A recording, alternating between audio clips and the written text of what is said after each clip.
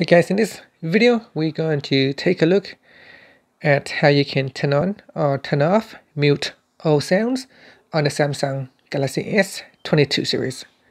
First, tap on the home button to go back to the home screen, and from the home screen swipe down at the top and tap on the settings button. In settings, swipe up to go down, and in here tap on accessibility. Next, tap on hearing enhancements. Then go down and tap on mute all sounds. Tap on the toggle button to turn it on, switch it off. Once you turn on, you can also tap on the left hand side panel. In here, you'll be able to add a shortcut. So you can turn on the shortcut to add it to the accessibility button, or you can also add the shortcut to the side keys here. And that's it. Finally, you can tap on the home button to go back to the home screen. And that is how you can turn on or turn off mute all sound on the Galaxy S22 series. Thank you for watching this video. Please subscribe to my channel for more videos.